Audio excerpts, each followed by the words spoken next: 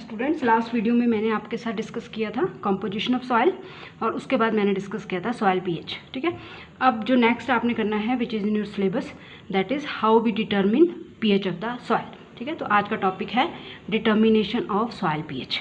Students, आपको याद रखना है कि सॉइल का जो पीएच निकाला जाता है that is determined with the help of pH meter. ठीक है, जब लैब्स में आप जाओगे, जब कॉलेजेस स्टार्ट होंगे, we will do the practicals, तो वहाँ पे आप देखोगे कि व्हाट इज़ पीएच मीटर। तो ये एक इंस्ट्रूमेंट होता है, pH meter is an instrument which is used to determine pH of the soil.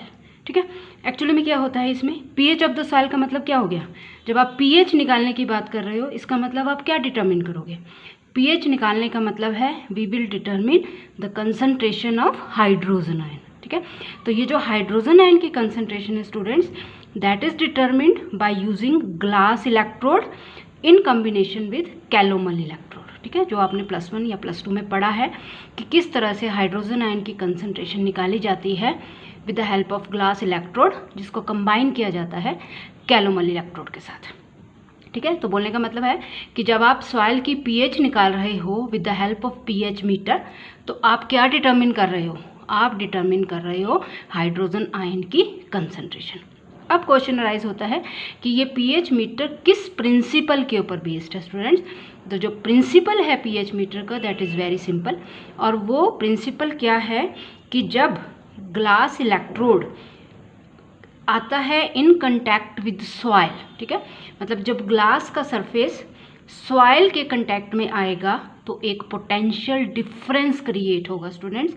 और वो जो पोटेंशियल डिफरेंस क्रिएट होगा वो क्यों होगा, क्योंकि हाइड्रोजन आयन की कंसंट्रेशन ग्लास के सरफेस पे कुछ और है और सॉइल में कुछ और है। ठीक है, तो ये जो कंसंट्रेशन डिफरेंस आया है दोनों के बीच में, दैट इज पोटेंशियल डिफरेंस, और ये जो पोटेंशियल डिफरेंस है that will give you the pH of the soil. ठीक है, तो स्टूडेंट्स क्या कर रहे हैं हम, determination of soil pH using pH meter. ठीक है, प्रिंसिपल क्या है इसका, pH meter is the instrument used for measuring pH of the solution.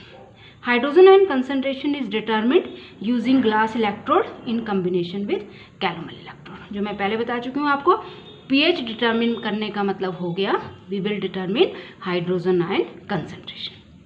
Next, the determination of hydrogen ion concentration using glass electrode is based on the fact that when a glass surface is in contact with soil suspension, a potential difference is created across the glass surface। यही मैंने आपको बताया कि जब glass surface soil के contact में आएगा तो एक पोटेंशियल डिफरेंस क्रिएट होगा।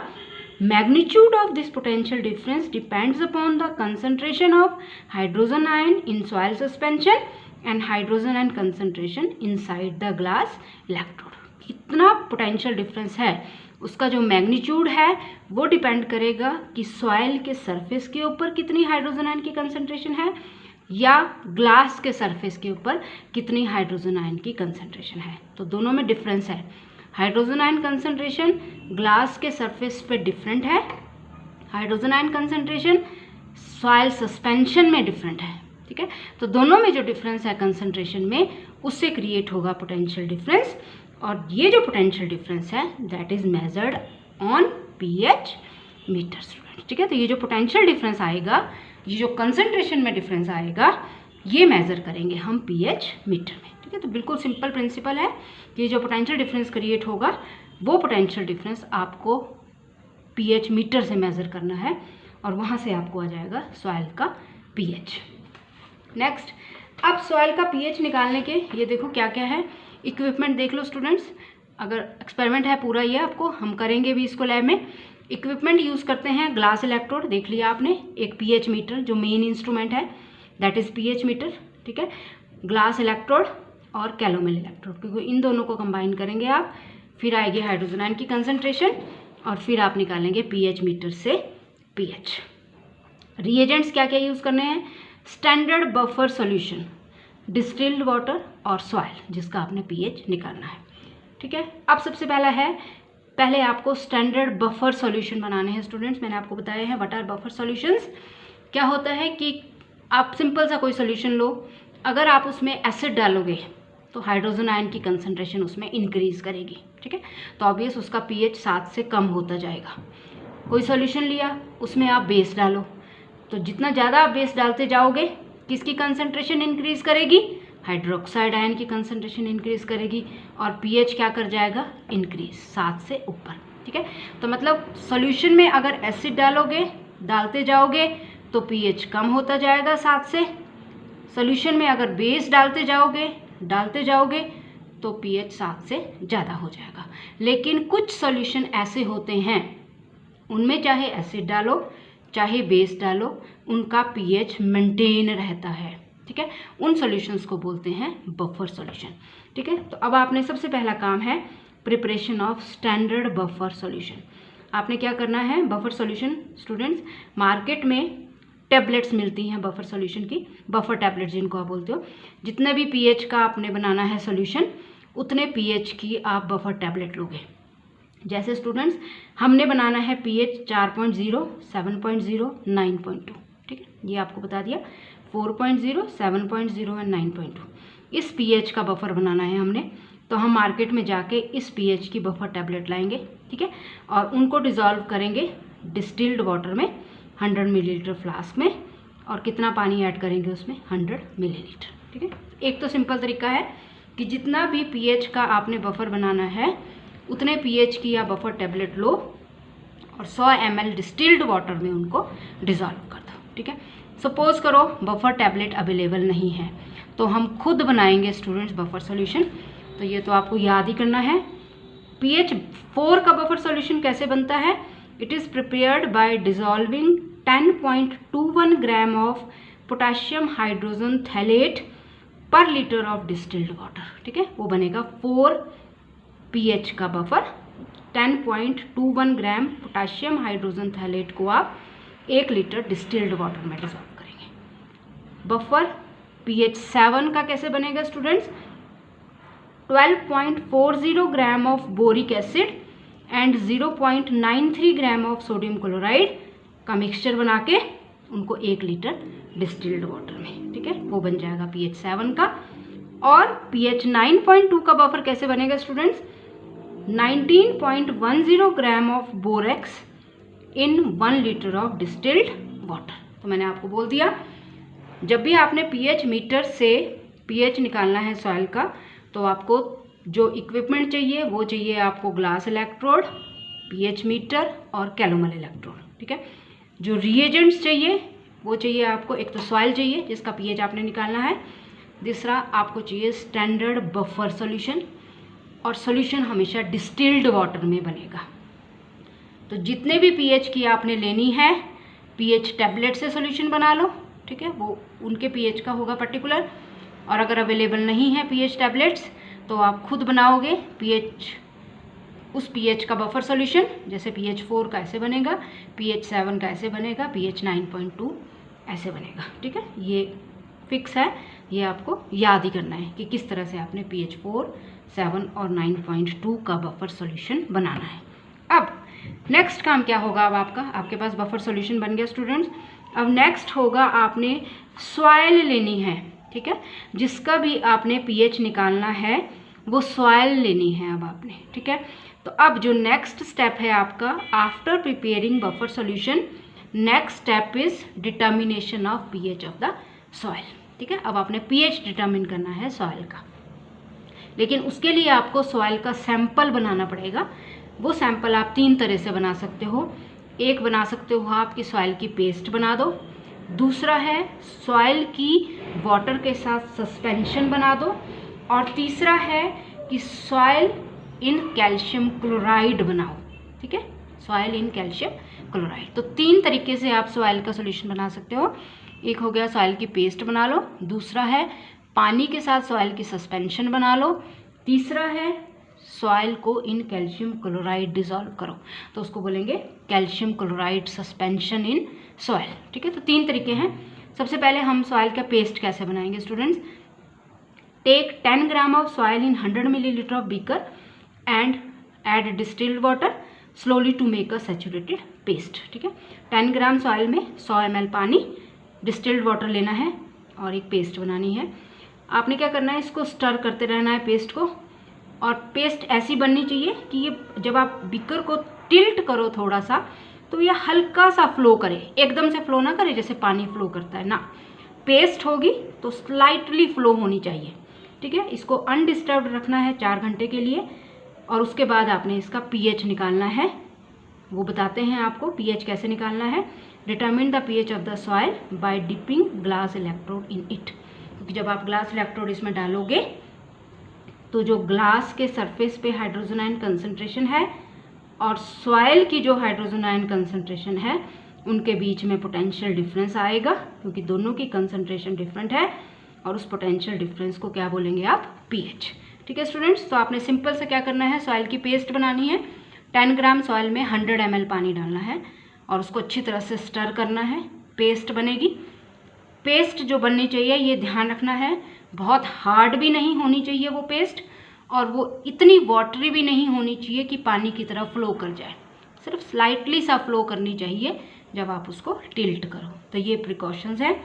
उसके बाद है एक और तरीके से सॉइल का सॉल्यूशन बना सकते हो आप, and that is 1:2 soil water suspension. Soil और पानी की सस्पेंशन बनाना है, रेशो लेना है 1:2 का। 30 ग्राम सॉइल 60 ml वाटर, ठीक है। स्टॉपर्ड कॉनिकल फ्लास्क में लेना है, इनको अच्छी तरह से शेक करना है 1 घंटे के लिए, और फिर डिटरमिन करना है पीएच उसी तरह से। कैसे कि आप वो जो सॉइल है, सॉइल वाटर सस्पेंशन है, उसको डीप कर देना है, उसमें डीप कर देना है ग्लास इलेक्ट्रोड को, ठीक है। तो जिस तरह से आपने ऊपर पीएच निकाला, इसी तरह से पीएच यहाँ निकाला।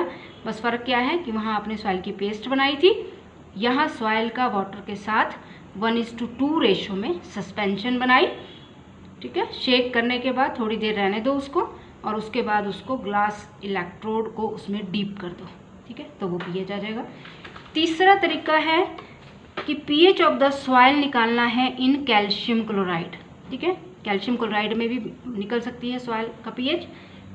उसके लिए आपने क्या करना है, 10 ग्राम ऑफ ड्राइड सॉइल लेनी है स्टूडेंट, जिसमें बिल्कुल सूखी सॉइल लेनी है, इन 100 millilitre beaker, and add 50 millilitre of 0.01 molar calcium chloride solution. आपको बताया गया है कि 0.01 मोलर कैल्शियम क्लोराइड आपने कैसे बनाना है स्टूडेंट्स, ये बताया गया है। 1.47 ग्राम कैल्शियम क्लोराइड को 1 लीटर पानी में डिज़ोल्व करना है, तो जो सॉल्यूशन बनेगा which will be 0.01 molar calcium chloride, ठीक है। अब कैल्शियम क्लोराइड के पीएच को एडजस्ट करना है आपने बिटवीन 5.0 to 6.5। किस तरह से, बाय एडिंग कैल्शियम हाइड्रोक्साइड या डाइल्यूट HCl, ठीक है। ये तो जस्ट बनाने का तरीका है। उसके बाद इसको अनडिस्टर्ब रखना है 30 मिनट के लिए। आफ्टर 30 मिनट इसको स्टर करना है अच्छी तरह से शेकर में, और फिर इसको सेटल होने देना है। और फिर इसका भी पीएच निकाल सकते हैं आप। कैसे, इसको ग्लास इलेक्ट्रोड में डीप कर, सॉरी इसमें ग्लास इलेक्ट्रोड को डीप कर दो और आपके पास आ जाएगा पीएच, ठीक है। वो भी हम देखेंगे भी कि कैसे निकालते हैं। तो ये 3 तरीके हैं। तो आपने क्या करना है, सबसे पहले आपने बफर सॉल्यूशन बनाना है, और उसके बाद आपने सॉइल लेनी है। तो सॉइल आप 3 तरीके से ले सकते हो, चाहे सॉइल की पेस्ट बना लो, चाहे सॉइल वाटर सस्पेंशन ले लो, चाहे सॉइल इन कैल्शियम क्लोराइड की सस्पेंशन ले लो, ठीक है। और फिर आपके पास बन जाएंगे सॉइल का सॉल्यूशन, सस्पेंशन जिसको आप बोलते हैं, और उसके बाद आपने निकालना है उसका पीएच। अब स्टूडेंट्स, पीएच कैसे निकालना है आपने सॉइल का, एक इंस्ट्रूमेंट है, मैं अभी आपको दिखा नहीं सकती उसको क्योंकि आपके बुक्स में नहीं बनाया गया है वो। जब हम लैब में जाएंगे तो वी विल सी कि कैसा होता है पीएच मीटर। स्टूडेंट्स, आपने क्या करना है, सॉइल ले लेनी है आपने, जो भी आपने 3 तरीके से बनाई, ठीक है, वो आपने देख लिया आपने। चाहे सॉइल की पेस्ट ले लो, चाहे सॉइल की वाटर सस्पेंशन ले लो, चाहे soil in calcium chloride suspension ले लो, तीनों में से कोई भी ले लो, ठीक है। और अब आपने क्या करना है, पीएच मीटर को ऑन कर देना है स्टूडेंट्स, ठीक है। पीएच मीटर ऑन कर दिया, 10 से 15 मिनट तक उसको रख देना है ताकि वो वार्म हो जाए, ठीक है। और अब आपने क्या करना है, सबसे पहले आपने बफर सॉल्यूशन लेना है अपना। अभी हम सॉइल नहीं ले रहे हैं, अभी हम बफर सॉल्यूशन ले रहे हैं। बफर सॉल्यूशन हम क्यों ले रहे हैं, क्योंकि जो भी बफर हम ले रहे हैं उसका पीएच हमें पता है। तो हम क्या कर रहे हैं हम करेंगे अपने पीएच मीटर की कैलिब्रेशन, ठीक है, कैलिब्रेशन मीन्स, कैलिब्रेशन का मतलब क्या होता है? कैलिब्रेशन का मतलब है कि जो पीएच मीटर हम यूज़ कर रहे हैं उसे नहीं पता है अभी कि आपने किस सॉल्यूशन का कितना पीएच रीड करना है। हम उसको बताएंगे कि ये सॉल्यूशन हम दे रहे हैं तुम्हें, आपने इसका पीएच इतना रीड करना है। तो जब आप उसको ये बता दोगे कि आप इस सॉल्यूशन का पीएच इतना रीड करोगे तो वो हो गई उसकी कैलिब्रेशन, और उसके बाद आप जो भी उसमें डालोगे वो ऑटोमेटिकली आपको उसका पीएच बता देगा। तो हम क्या कर रहे हैं? We are doing the calibration. ठीक है, तो क्यों? क्योंकि बफर सॉल्यूशन का पीएच हमें पता होता है। तो हम क्या करेंगे? कोई भी बफर सॉल्यूशन ले लेंगे, जैसे हमने ले लिया बफर सॉल्यूशन ऑफ पीएच 7.0, हमें पता है कि इसका पीएच है 7.0। अब हमने क्या करना है कि उस बफर सॉल्यूशन में ग्लास इलेक्ट्रोड डालना है इन कॉम्बिनेशन विद कैलोमल इलेक्ट्रोड। ठीक है, उस पीएच के उस बफर में आपने ग्लास इलेक्ट्रोड डाल दिया, साथ में कैलोमल इलेक्ट्रोड डाल दिया, कॉम्बिनेशन कर दिया दोनों का। और उसके बाद आपने क्या करना है? टेम्परेचर नोट करना है थर्मोमीटर के साथ। आप देखोगे कि इंस्ट्रूमेंट में एक कंपनसेटर लगा होता है और उस कंपनसेटर से आप इजीली एडजस्ट कर सकते हो टेम्परेचर को। ठीक है, तो आपने क्या किया? बफर सॉल्यूशन लिया, उसमें glass electrode in combination with calomel electrode डाला। उसके बाद आपने टेम्परेचर देखा थर्मोमीटर से, अगर एडजस्टमेंट करनी है टेम्परेचर की तो आप कंपनसेटर से उसकी टेम्परेचर की एडजस्टमेंट करोगे। ठीक है, और अब आपको पता है एडजस्ट करोगे आप पीएच मीटर को कि इसका पीएच कितना रीड करो? 7.0, क्योंकि आपको पता है इसका पीएच 7.0 है। ठीक है, आपने इंस्ट्रूमेंट को कैलिब्रेट कर दिया, इसको बोलते हैं कैलिब्रेशन ऑफ द इंस्ट्रूमेंट। एक बार कर दिया, दूसरी बार फिर करेंगे। अब आप क्या करोगे? उस वाले बफर को फेंक दो। ठीक है, अब आपने दूसरा बफर लेना है, उसका पीएच भी मुझे पता है, उसका पीएच लिया है मैंने 9.2। आपने वो बफर लिया जिसका पीएच है 9.2, आपने उस बफर में अब डाला glass electrode in combination with calomel electrode, और फिर दोबारा से आपने उसी तरीके से उसका पीएच एडजस्ट किया, और वो पीएच कितना है? 9.2। आपने एडजस्टमेंट की 9.2, और इस तरह से आपने क्या कर दिया? इंस्ट्रूमेंट को कैलिब्रेट। ठीक है, कैलिब्रेशन ऑफ द इंस्ट्रूमेंट, कि आपने इंस्ट्रूमेंट को बोला कि पहले वाले बफर को आप 7.0 रीड करो, एडजस्टमेंट किया आपने। दूसरे वाले बफर को आप 9.2 रीड करो, एडजस्टमेंट की। ठीक है, क्योंकि आपको उनके दोनों के बफर पता थे। बस अब आपने जब इंस्ट्रूमेंट को एक बार कैलिब्रेट कर दिया, अब आप ग्लास इलेक्ट्रोड और कैलोमल इलेक्ट्रोड को उस बफर में से बाहर निकालोगे। Glass electrode in combination with calomel electrode को डिस्टिल्ड वाटर से धोओगे, अच्छी तरह से वॉश करोगे, और अब इनको काय में डालोगे आप? सॉइल में। ठीक है, चाहे सॉइल की पेस्ट ले लो, चाहे सॉइल वाटर सस्पेंशन ले लो, चाहे सॉइल कैल्शियम क्लोराइड सस्पेंशन ले लो, तीनों में से कोई भी ले लो। उसमें डाल दो इस ग्लास इलेक्ट्रोड को इन कॉम्बिनेशन विद कैलोमल इलेक्ट्रोड, और पढ़ो कि कितना पीएच दे रहा है पीएच मीटर। ठीक है, तो वो आपको पीएच बता देगा उसका, तो वो होगा पीएच, और उसको आप देखोगे कि किस तरह का पीएच दिखा रहा है स्टूडेंट्स।